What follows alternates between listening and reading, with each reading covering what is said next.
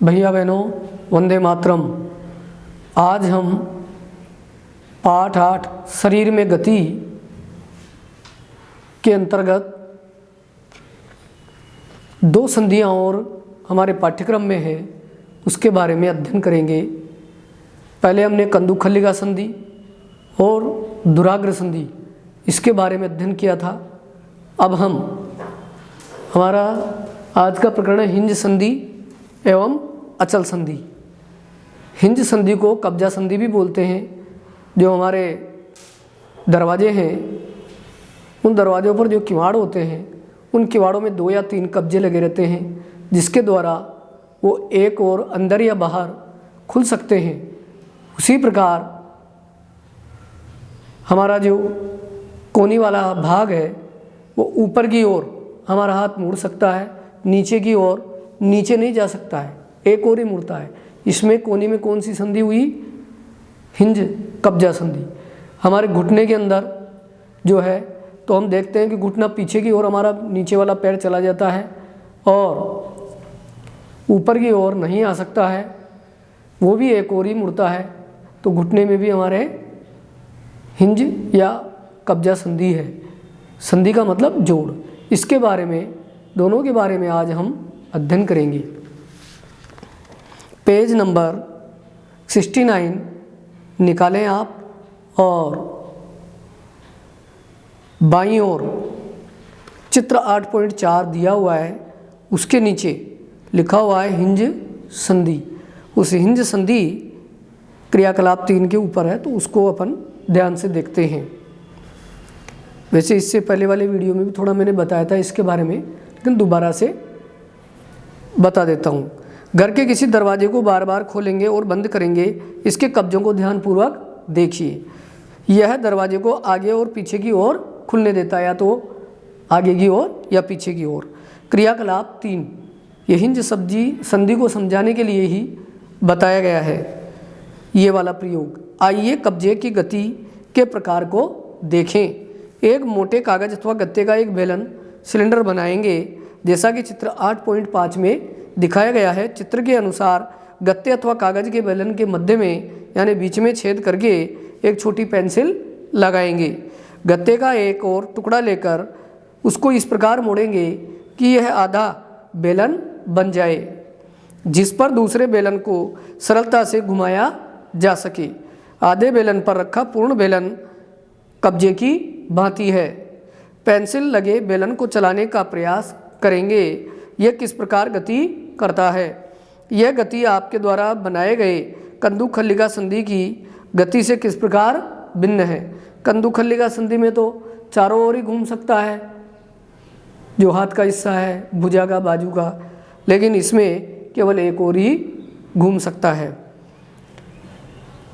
हमने क्रियाकलाप 1 में कोनी में इसी प्रकार की गति देखी थी। चित्र 8.5 में जो कुछ हमने बनाया था वह एक हिंज से भिन्न है, लेकिन इसमें यह पता चलता है कि अब इसके आगे के आगे से हमको अंडरलाइन करना है, रेखांकित करना है। हिंज एक दिशा में गति होने देता है। कोनी में हिंज कब्जा संधि होती है, जिससे केवल आगे और पीछे एक ही दिशा में गति हो सकती है। यहाँ तक हमको रेखांकित करना है, अंडरलाइन करना है। अब इसमें से 2-3 प्रश्न बनते हैं। एक तो ये कि हिंज है वो कितनी दिशा में गति होने देता है, तो एक ही दिशा में गति होने देता है। और ये संधि कहाँ होती है? ये कोनी में होती है। और हिंज संधि का दूसरा नाम क्या है? कब्जा संधि भी है। और इसमें गति किस प्रकार होती है? केवल आगे या फिर पीछे की ओर होती है। एक ही दिशा में गति हो सकती है। आगे है कि चित्र 8.6 क्या आप ऐसी संधि के कुछ और उदाहरण सोच सकते हैं? और भी हम सोच सकते हैं कहाँ पर है इस प्रकार की गति। अचल संधि। अब दूसरी वाली संधि के बारे में जानकारी करेंगे। हमारे सिर की अस्थियां के बीच की कुछ संधियां उन संधियों से भिन्न है, यानी अलग है, जिनकी चर्चा हमने अब तक की है। अब तक हमने 3 प्रकार की संधियां पढ़ी है, कंदुखल्लिका, दुराग्र और हिंज संधि। आज हम अचल संधि के बारे में और अध्ययन करते हैं। ये अस्थियां इन संधियों पर हिल नहीं सकती है, यहाँ से अंडरलाइन करेंगे। ये अस्थियां इन संधियों पर हिल नहीं सकती है, ऐसी संधियों को अचल संधि कहते हैं। परीक्षा में आ जाए अचल संधि किसे कहते हैं तो, और ये कहाँ होती है, ये हमारे सिर में होती है। ये अस्थियां इन संधियों पर हिल नहीं सकती है, ऐसी संधियों को अचल संधि कहते हैं। यहाँ तक अंडरलाइन। जब आप अपना मुंह खोलते हैं, जब मुंह खोलते हैं तो आप अपने निचले जबड़े को सिर से दूर ले जाते हैं, यानी ऊपर का हिस्सा ऊपर स्थिर रहता है, इसलिए इसको अचल कहा गया है। और नीचे वाला हिस्सा है, मुंह खोलते हैं जब वो नीचे आता है, ऐसे बंद करते हैं जब भी ये नीचे वाला ही ऊपर आता है, मुंह बंद करेंगे जब और खोलेंगे जब भी। तो इस प्रकार जब आप अपना मुंह खोलते हैं तो आप अपने निचले जबड़े को सिर से दूर ले जाते हैं। अब अपने ऊपरी जबड़े को हिलाने का प्रयास कीजिए, आप हिलाएंगे वो हिलेगा ही नहीं। क्या आप इसे गति दे पाते हैं? नहीं दे पाते हैं। ऊपरी जबड़े एवं कपाल के मध्य, इस वाली लाइन को भी रेखांकित करें ऊपरी से। ऊपरी जबड़े एवं कपाल के मध्य अचल संधि है। परीक्षा में आ जाए अचल संधि कहाँ है तो ऊपरी जबड़े एवं कपाल के बीच में क्या होती है, अचल संधि होती है। हमने केवल कुछ संधियों की ही चर्चा की जो हमारी अस्थियों को एक दूसरे से जोड़ती है। हमारे शरीर के विभिन्न अंगों को विभिन्न आकृति कौन प्रदान करता है? ये हड्डियाँ हमारे शरीर के अलग अलग भागों में होती है और इन हड्डियों या अस्थियों के कारण ही हमारे शरीर को आकृति या आकार प्रदान होता है। ये प्रश्न आया जैसे कि हमारे शरीर के विभिन्न अंगों को विभिन्न आकृति कौन प्रदान करता है? अलग अलग अंग अलग अलग आकार के होते हैं, एक जैसे नहीं होते सारे अंग। तो इनको आकृति कौन प्रदान कर रहा है? अस्थियाँ या हड्डियाँ। यदि आप एक गुड़िया बनाना चाहते हैं तो आप पहले क्या बनाएंगे? उसका ढांचा बनाएंगे अपन। संभवतः गुड़िया की एक आकृति प्रदान करने के लिए, यहाँ से अंडरलाइन करें संभवतः से, संभवतः गुड़िया को एक आकृति प्रदान करने के लिए आप एक ढांचा तैयार करेंगे। आप ऐसा नहीं करेंगे तो क्या होगा? हम आकृति या आकार प्रदान नहीं कर पाएंगे। फिर यहाँ से अंडरलाइन करेंगे हमारे शरीर की सभी अस्थियाँ ठीक इसी प्रकार शरीर को एक सुंदर आकृति प्रदान करने के लिए एक ढांचे का निर्माण करती है। यहाँ तक अंडरलाइन। और इस ढांचे को क्या कहते हैं? कंकाल कहते हैं। इस ढांचे को कंकाल कहते हैं। यहाँ तक रेखांकित। परीक्षा में आ जाए कि कंकाल किसे कहते हैं तो इससे ऊपर मैंने चौथी लाइन में लिखवाया था, अंडरलाइन करवाया है कि हमारे शरीर की सभी अस्थियाँ यहाँ से ठीक इसी प्रकार शरीर को एक सुंदर आकृति प्रदान करने के लिए एक ढांचे का निर्माण करती है। इस ढांचे को कंकाल कहते हैं। यहाँ तक रेखांकित कर लें अंडरलाइन। चित्र 8.7 पीछे देखेंगे जिसमें कंकाल, मानव कंकाल का चित्र दिया हुआ है। पेज नंबर 70 निकालें और बाईं और ऊपर देखें। हम कैसे जानते हैं कि ये मानव कंकाल की आकृति है? उस कंकाल को देखकर ही पता लग रहा है कि इसमें 2 हाथ है, 2 पैर है, सिर है, बीच का शरीर का ढांचा है। इन सबको देखकर पता लग रहा है कि ये चित्र 8.7 मानव कंकाल का है। हम शरीर की विभिन्न अस्थियों की आकृति के विषय में किस प्रकार जान पाते हैं तो एक्सरे करवाते हैं, उससे जान पाते हैं। शरीर के कुछ अंगों में मौजूद अस्थियों और उनकी संख्या तथा आकृति के बारे में हमें तब पता चलता है जब हम उनका अनुभव करते हैं। छू कर देखते हैं, इस प्रकार दबा करके सब जगह भाई जहाँ कठोर लगता है वहीं अस्थि या हड्डी है। जब हम इनका अनुभव करते हैं एक्सरे चित्र से हमें शरीर की सभी कठोर अस्थियों की आकृति का पता चलता है। परीक्षा में आ जाए कि अस्थियों की आकृति का पता कैसे चलता है तो इसका उत्तर होगा जी, एक्सरे चित्र से हमें शरीर की सभी अस्थियों की आकृति का पता चलता है।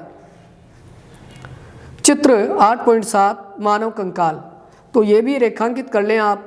जो ये चित्र 8.7 इसके ऊपर तीसरी लाइन में बीच में लिख रहा है एक्सरे चित्र से हमें शरीर की सभी कठोर अस्थियों की आकृति का पता चलता है। आप चित्र के नीचे देखें, क्या कभी आपका अथवा आपके परिवार के किसी सदस्य का एक्सरे हुआ है? कई बार चोट लग जाती है तो एक्सरे करवाना होता है। आपने देखा होगा अपने घर में, परिवार में, मोहल्ले में, या जो कभी अस्पताल गए हों तो वहाँ देखा होगा आपने एक्सरे। कई बार चोट लगने पर, यहाँ से भी रेखांकित करें, कई बार जब चोट लग जाती है तो हमें एक्सरे करवाना पड़ता है। चिकित्सक डॉक्टर कहता है कि भाई आप एक्सरे करवाइए, जिससे पता लगे कि चोट कहाँ लगी है और कितनी लगी है।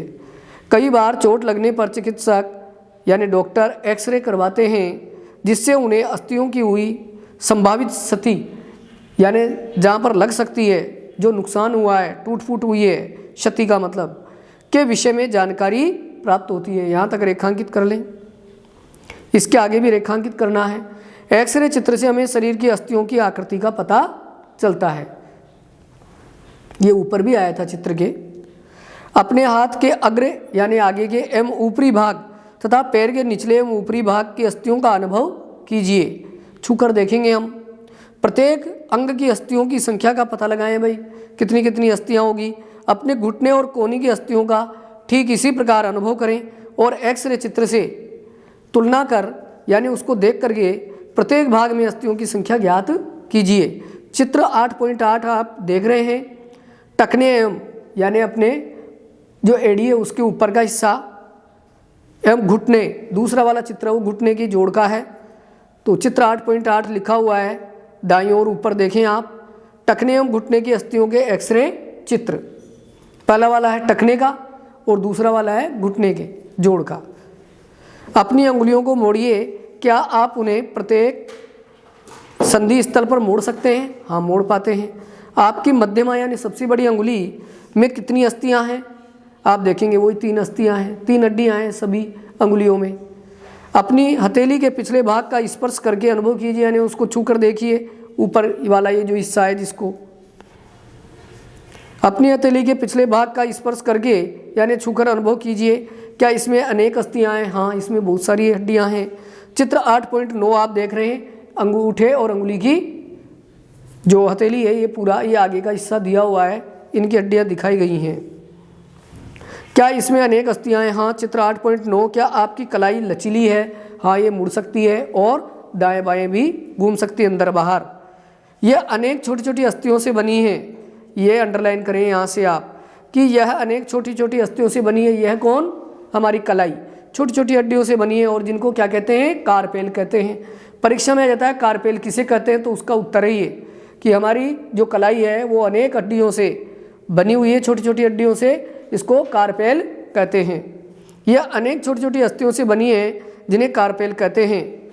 यहाँ तक रेखांकित करें। यदि इसमें मात्र एक ही अस्थि होती तो क्या होता? ये वाला प्रश्न है, तो इसका उत्तर आप पेंसिल से नीचे लिख लें कि यदि हमारी कलाई में एक ही हड्डी होती या एक ही हड्डी से बनी होती हमारी कलाई, तो हम इसको इस प्रकार ऊपर नीचे नहीं मोड़ सकते थे और इसको घुमा भी नहीं सकते थे। ठीक है ना? और इस चित्र को ध्यान से देख लें आप। चित्र 8.9 हाथ की अस्थियां, इसका प्रयोग है क्रियाकलाप 4। ये हम अगली कक्षा अगले वीडियो में पढ़ेंगे। धन्यवाद। सभी भैया बहन जितना मैंने पढ़ाया उसको ध्यान से पढ़ें और जो रेखांकित करवाया उनको ध्यान से याद करें।